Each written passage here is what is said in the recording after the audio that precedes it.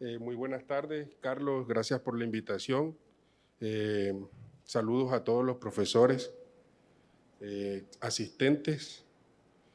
Y la diferencia que hubo en el último estudio que mostró Carlos, la diferencia entre el BRAI y en el BRAI de insulina de Gludex frente a U300 fue que en el periodo de titulación hubo menor riesgo de hipoglicemias. La eficacia y la seguridad fueron las mismas. Me dieron el honor de hablar un poco de insulinización y la charla se llama Simplificando la intensificación en diabetes mellitus tipo 2. Yo trabajo en la Foscal, soy el líder en riesgo cardiovascular y líder del programa de diabetes. Todos los días lo único que vemos son pacientes de alto riesgo cardiovascular y nos dedicamos a ver a los pacientes en diabetes. Este es mi conflicto de interés. Y lo primero que pensamos siempre que vamos a hablar de diabetes son tres grandes problemas. Que la prevalencia va aumentando, que estamos estancados en una gran inercia terapéutica, como habló Carlitos ahorita, y lo que más nos asusta a nosotros los médicos es la hipoglicemia. Entonces, trayendo a colación, el primer punto del problema es la prevalencia. Fíjense que ahorita estamos en 537 millones de diabéticos, que el crecimiento para nosotros en Sudamérica es del 51% hacia el año 2045. Si la diabetes fuera un país, fuera el tercer país más poblado del mundo. 1 de cada 11 pacientes con diabetes, de cada 11 pacientes, uno tiene diabetes. Cada 6 segundos muere una persona con diabetes, es decir, que ahorita que termine yo la charla, 250 personas por diabetes habrán muerto. Y lo que más nos llama la atención es esto. El año pasado, según la IDF, 6.7 millones de pacientes murieron por diabetes. De hecho, si comparamos con la gran pandemia, mató más gente que el COVID. Entonces es una enfermedad asesina que mata gente y que incapacita a mucha gente. Bien, hablando de inercia, en este estudio, en el estudio de Cunty, que se hizo en Inglaterra, que nos mostró él que había una gran diferencia en la reducción del riesgo de enfermedad cardiovascular si usted intensificaba rápidamente o no. Fíjense que los pacientes que no se intensificaron rápidamente, a eso de los 5.3 años, hubo un aumento del riesgo de infarto del miocardio en un 67%, hubo más riesgo de evento cerebrovascular en un 51%, más riesgo de falla cardíaca, 64%, y el MACE compuesto aumentó a un 62%. Entonces los resultados de la inercia se traducen en tres pilares, en que aumentamos la hiperglicemia no controlada, y eso nos demostró el estudio de CODE hace mucho rato. Hace mucho rato el estudio de CODE nos demostró que la hiperglicemia sostenida aumentaba el riesgo de muerte y de enfermedad cardiovascular. El crecimiento en este estudio fue en J, pero lo más ponderable de este estudio fue que las hiperglicemias postprandiales aumentaban el riesgo de eventos cerebrovasculares. El otro pilar de la inercia es la reducción de la esperanza de vida. Y en este otro estudio, donde asociaron la morbimortalidad asociada a la diabetes, que demostraron, este estudio demostró que la esperanza de vida o de años de vida útil se perdían 12 años aproximadamente. El hecho de tener diabetes aumentaba el riesgo de morir 2 veces. Si usted tenía diabetes y se infartaba, aumentaba el riesgo de morir 4 veces. Y si tenía diabetes, enfermedad cardiovascular o infarto, y aparte de eso, un evento cerebrovascular, el riesgo de muerte aumentaba 7 veces frente al paciente que no la tenía. Y las complicaciones asociadas a la diabetes, que fue lo que nos habló ahorita Carlos. Ese estudio fue el UKPDS 35. Y lo importante de esto es que si usted reduce un 1%, disminuye el riesgo de complicaciones de diabetes en un 21%, y a ustedes que les gusta el pie, disminuye el riesgo de muerte y de amputaciones en un 43%. Entonces, fíjense a lo que nos lleva la inercia y lo que tenemos que estar pendientes, porque en realidad sí es un problema. Kunti nos siguió demostrando. Fíjense que para brincar de un antidiabético al segundo antidiabético nos demoramos casi 3 años. Del segundo antidiabético al tercero, 7 años. Entonces, en ese tiempo o lapso, 10 años, las complicaciones microvasculares van a aparecer. Es inevitable. Ahora, fíjense que cuando llegamos al tercer antidiabético, enseguida es peligroso de aquí para adelante porque nos toca insulinizar si el paciente no está en metas. O colocar un inyectable. Y ella misma se pregunta, creo que terminé demasiado peligroso para adelante. ¿Por qué? Por los mismos problemas que hablábamos ahorita. Nos demoramos de un tercer antidiabético a colocar una insulina basal, otra vez 7 años. Y van 17 años de atraso de intensificación del tratamiento. Y fíjense que nos demoramos para adicionar una premezcla, un bolo o un GLP-1 casi 4 años. Entonces, esa inercia tiene que parar para que no hayan las complicaciones como las que ustedes están hablando hoy en este simposio. El otro gran problema es la hipoglicemia. ¿Y por qué la hipoglicemia se convierte en un gran problema? Fíjense en este metaanálisis, sobre todo en pacientes adultos mayores. ¿Qué nos muestra? Que la asociación entre hipoglicemia y riesgo cardiovascular. Fíjense la asociación que hay entre hipoglicemia y manifestaciones macrovasculares, 81% más de riesgo. Hipoglicemia y manifestaciones microvasculares, 77% más de riesgo. Muerte de origen cardiovascular, 111% más de riesgo en los pacientes que presentan hipoglicemia. Y aquí hay una asociación entre hipoglicemia y mortalidad. Y si podemos ver, 102% más de riesgo en los pacientes que nos hacen hipoglicemia. En el consenso ahorita, hace 15 días, de la Asociación Europea de Diabetes con LADA, ¿en qué nos insisten? En que tenemos que manejar la glicemia, en que tenemos que utilizar tratamientos que tengan protección cardiorrenal, manejar el peso y manejar, aparte de la glicemia y el peso, los otros factores de riesgo. Entre estos, los lípidos, la presión arterial, si fuma, dejar de fumar y manejar las emociones. Una de las cosas importantes que me gustó en este consenso fue esto. Muchas veces le decimos al paciente, haga ejercicio, pero no especificamos el por qué. ¿Y cuál de esos ejercicios son los que más nos van a aportar en el buen control de la diabetes? Y a mí me llamó mucho la atención este parámetro, que es hacer ejercicio intenso, de correr o caminar, de correr intensamente todos los días. Fíjense que impacta sobre la glucosa, impacta sobre la presión, impacta sobre la hemoglobina glicosilada, impacta sobre lípidos, impacta sobre la función física, disminuye la depresión y mejora la calidad de vida. Entonces, si vamos a recomendar a los pacientes que puedan hacer, que hagan este tipo de ejercicio. Y otra cosa que me llamó la atención fue la buena calidad del sueño. Es decir, tenemos que a los pacientes indicarles o tener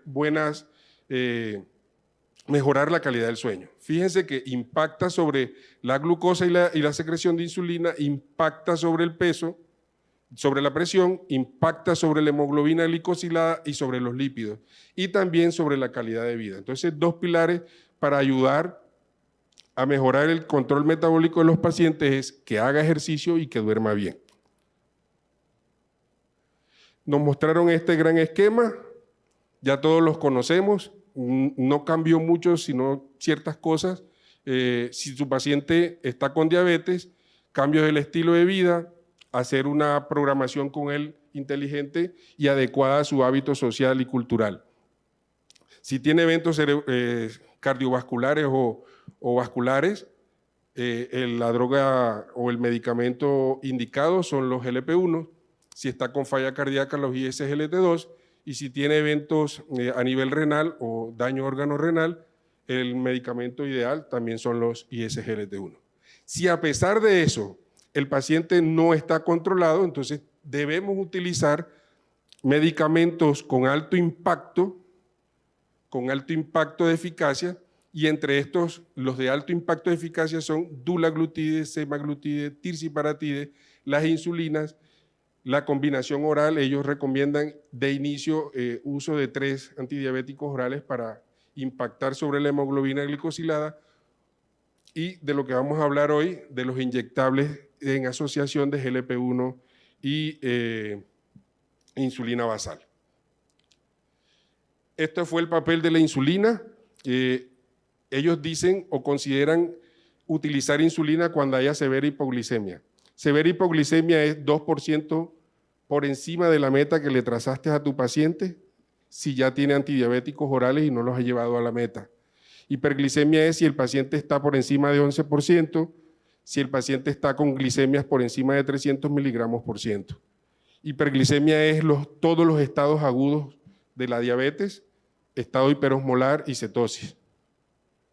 En algunas pacientes embarazadas también se debe empezar, y ni para qué mencionarlo, todo paciente con diabetes tipo 1 debe tener insulina, y lo mejor sería utilizar insulinas análogas.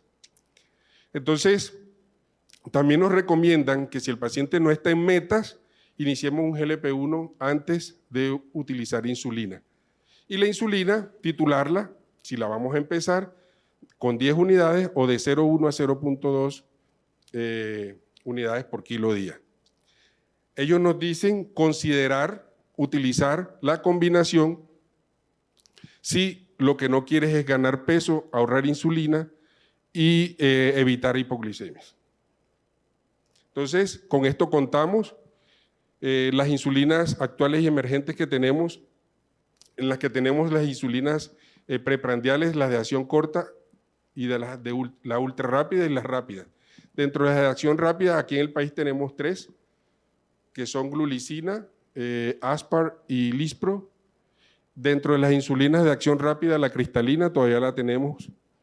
Y dentro de las insulinas basales, la de acción intermedia, que es la NPH, que todos conocemos, pero que sabemos que tiene unas limitaciones propias, unas limitaciones intrínsecas que nos limitan muchas veces su uso. Los análogos de insulina lenta, insulina glargina U100, insulina detemir, y el biosimilar que tenemos de insulina glargina ya en el país. Dentro de los de acción lenta, U300, Degludec U100, Degludec U200 e Icodec. Estas 2 últimas todavía nos contamos en nuestro país con ellas.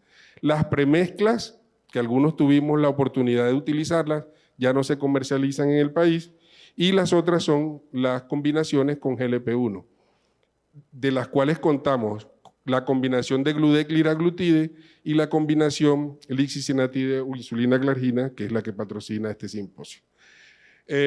Dentro de desglosando de lo que vamos a hablar, lixisenatide tiene estudios de eficacia. Fíjense cómo lixisenatide es superior a insulina basal versus placebo, más placebo versus insulina basal lixisenatide. La reducción fue mucho más eficaz. El peso también fue mayor, con una diferencia estimada de tratamiento de más o menos menos 2 punto algo, no me acuerdo, y hay una disminución de 1.3 kilos. Con respecto a la glucosa en ayunas no hubo diferencias, y con respecto al uso de unidades, fueron 7 unidades menos cuando utilizamos la combinación. ¿Tiene estudios de seguridad cardiovascular? Sí lo tiene. El estudio ELIXA, en el cual todos los pacientes, todos los pacientes tenían eventos cardiovasculares previos, pero no hubo diferencia significativa. Es decir, fíjense, el índice de riesgo fue de 1.02 con un intervalo de confianza que mostró no inferioridad. También fue de no inferioridad en la tasa de hospitalización y en la tasa de muerte. Acá tenemos la insulina glargina, creo que es el gold estándar, todos se comparan con ella porque ha mostrado eficacia y seguridad. Aquí fue comparada en el estudio del doctor Rosenstock con insulina NPH. Fíjense que no hubo diferencia en eficacia, pero sí hubo una gran diferencia en el riesgo de hipoglicemia. Cuando utilizaban insulina glargina hubo una diferencia del 42% en el riesgo de hipoglicemia, y en este otro estudio, en donde se comparó con degludec, no hubo diferencia en eficacia, pero en la dosis de insulina sí lo hubo. Este es el estudio de seguridad cardiovascular de la insulina glargina, el estudio Origin. No hubo inferioridad en los 3 puntos o en los endpoints en que se estudiaron. Este es el resumen de las dos. Con una tenemos bajo riesgo de hipoglicemia, con la otra alto riesgo si lo utilizamos sola. Esta baja el peso, aquella no baja el peso. Entonces, lo que queríamos saber si esta combinación de insulina GLP-1 en dosis fija era eficaz, y sí fue eficaz. Y hablando del octeto minoso que ya habló Carlos, actúa esta combinación sobre 7 puntos del octeto minoso. El único en el que no actúa, que es exclusivamente uso del ISGLT2, es el aumento de la reabsorción de glucosa a nivel de los túbulos renales. Entonces, ¿qué queremos obtener? Sabemos que todas son eficaces en reducción de glicemia en ayuna, pero la insulina basal no es eficaz para bajar la glicemia. El GLP-1 sí. Con la insulina aumentas de peso, con el GLP-1 no. Hay mayor riesgo de hipoglicemias con insulina y hay mayores náuseas con el GLP-1. Si utilizaríamos la combinación, la eficacia de la hemoglobina glicosilada será mayor, habrá mayor disminución de la glicemia en ayunas, igual resultado en la glicemia postprandiales. El peso, hay un menor aumento de peso, menor riesgo de hipoglicemia y menor riesgo de complicaciones gastrointestinales. Ellos cuentan con todo un bagaje de estudios pivotales, y estos son las dos presentaciones que hay de Iglar-Lixi, una que contiene 50 miligramos de microgramos de lixisenatide y la otra contiene 33 microgramos. La dosis de insulina en los dos lapiceros es la misma, 100 unidades por ml. De hecho, se titula con la dosis de insulina. Este fue el estudio pivotal de los pacientes que venían con insulina basal. Este estudio fue optimización de la insulina basal versus la combinación fija. Estos fueron los criterios de inclusión y los criterios de inclusión. Al final, las dosis fueron similares, no hubo diferencia significativa. De esta manera se tituló, pero hubo una cosa que llama la atención. En los pacientes con insulina glargina que tenían hiperglicemia sostenida en ayuna o hiperglicemias postprandiales, en los 7 puntos tocaba rescatarlos con terapia de insulina preprandial. La titulación de insulina basal fue 2 unidades, si estaba entre 100 y 140, y mayor de 140, 4 unidades, si estaba en meta no se hacía cambio. Estos fueron los resultados. Fíjense, mayor eficacia en reducción de la hemoglobina glicosilada, hubo mayor eficacia en el porcentaje de pacientes que lograban la meta menor a 7, hubo mayor eficacia en los pacientes que estaban por debajo de 6.5, 34% lograron la meta de 6.5, 55% de los pacientes que lograron la meta de 7%. Ahora, eficacia sin ganancia de peso, 34%, eficacia sin hipoglicemia, 32%, y el compuesto de hipoglicemia sin ganar peso y llegando a la meta, 20% de los pacientes. Este fue el cambio de peso, una diferencia estimada de tratamiento de 1.4 kilos, y fíjense que esto es lo más importante, que no hubo hiperglicemias, siempre se mantuvo en el rango luego de las 30 semanas en este estudio. Este es el resumen del Lixilan. Todos los pacientes llegaron a meta independientemente de la hemoglobina glicosilada con la que se empezó. En este mismo estudio se demostró que los pacientes que tenían menos de 8 llegaban más en un porcentaje más a la meta. Si tenían más de 8 también fueron superiores.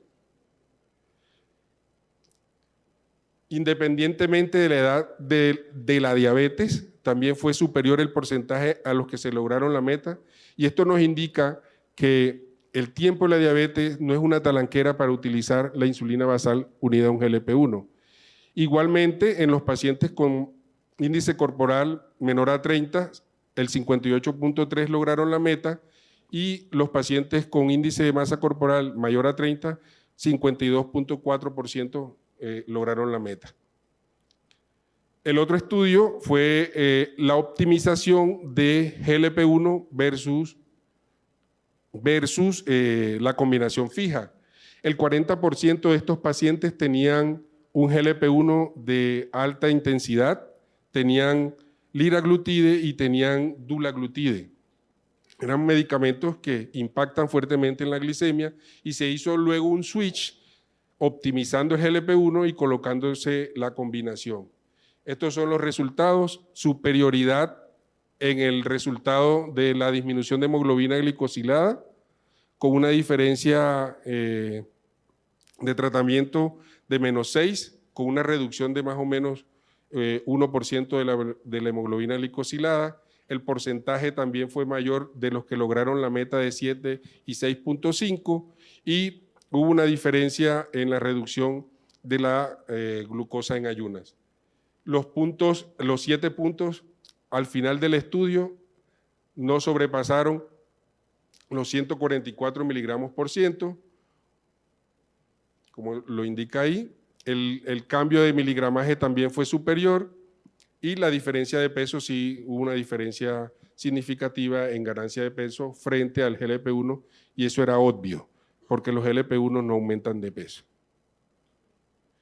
A fin de cuentas, en la guía también nos muestra que tenemos que esta es la mirada holística que debemos de darle al paciente: manejar la hiperglicemia, manejar el peso, manejar todos los factores de riesgo y utilizar medicamentos que tengan cardionefroprotección. A final de cuentas, determine el régimen previo del paciente. Si no trae insulina y está tomando medicamentos, pregúntese si está utilizando DPP-4, sulfonilureas o pioglitazona. Si no está utilizando, continuar con los antidiabéticos y empezar con 10 unidades. Si no está utilizando antidiabéticos, directamente puede empezar con 10 unidades de Iglar/Lixi y ir titulando como en los estudios pivotales. Si está utilizando los antidiabéticos como DPP-4 y sulfonilureas, considere suspenderlos e iniciar Iglar/Lixi a 10 unidades. Si el paciente ya trae insulina basal, entonces nos preguntamos: ¿está recibiendo antidiabéticos orales? Si sí está recibiendo antidiabéticos orales, preguntarse si está utilizando DPP-4, sulfonilureas o pioglitazona.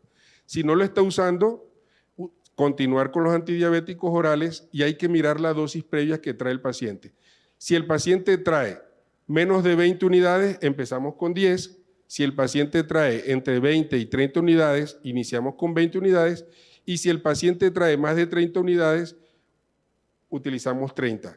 Es decir, aquí ya nos tocaría utilizar el lapicero verde, y con los otros 2 parámetros utilizar el lapicero amarillo. Desde el 2018 nos están diciendo que si vamos a colocar un inyectable tipo GLP-1, se deben de suspender los DPP-4. Esto es importante porque lo vemos en la práctica médica cada rato y combinan DPP-4 con GLP-1. Es el mecanismo de acción muy similar y deberíamos suspenderlo para no entrar en redundancia. A final de cuentas, este es el resumen de Lixilan en comparación con insulina glargina U100, mayor reducción de hemoglobina glicosilada, reducción significativa de hipoglicemia, pérdida ponderal con peso significativo, menor coste de control para el paciente. Cuando lo comparamos con la optimización del GLP-1, reducción significativa de hemoglobina glicosilada, menor incidencia de hipoglicemia, ganancia de peso aproximadamente de 3 kilos, pero un menor coste durante la vida del paciente. Y a la larga, la diabetes nos muestra esto, la misma idea, pero con diferente diseño. Muchas gracias.